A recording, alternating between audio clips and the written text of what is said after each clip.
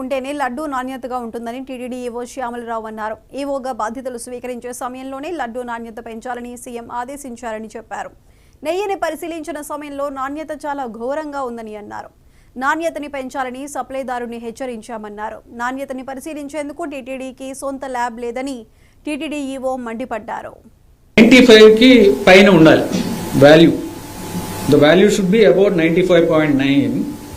but the value is 23.22 which is abnormally low. తర్వాత coconut and palm colonel fat ఉంటే దాని value 100కి కింద ఉండాలి, బట్ ఈ వాల్యూ 106 ఉంది.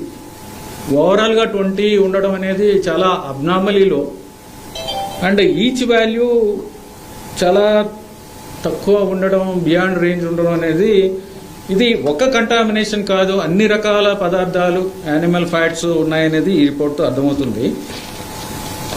తర్వాత ఇది ఒక రిపోర్ట్ కాదు, 4 రిపోర్ట్లో కూడా ఆల్మోస్ట్ సిమిలర్ ఇవి వచ్చాయి. All the reports give similar results on the 4 samples. So we have immediately stopped the supplies. ఇమ్మీడియట్గా వెంటనే సప్లైస్ అన్ని ఆఫ్ చేయడం, తర్వాత వాళ్ళు బ్లాక్ లిస్టింగ్ ప్రొసీజర్ ఇనిషియేట్ చేయడం జరిగింది. తర్వాత పెనాల్టీస్కి ప్రొసీజర్ ఇనిషియేట్ చేయడం జరుగుతుంది. అది లీగల్ ప్రాసెస్ అనేది ఇప్పుడు జరుగుతుంది. తర్వాత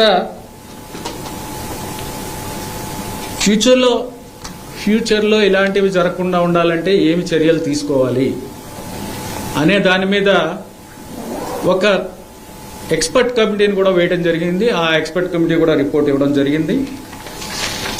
మీన్వైల్ ఎక్స్పర్ట్ కమిటీ సలహాతోనే ఒక టెండర్ పిలిచి ఆ టెండర్ ద్వారా కూడా quality suppliers with good rate, reasonable rate వచ్చేలాగా ఒక సప్లయర్స్ని కూడా ఐడెంటిఫై చేయడం జరిగింది.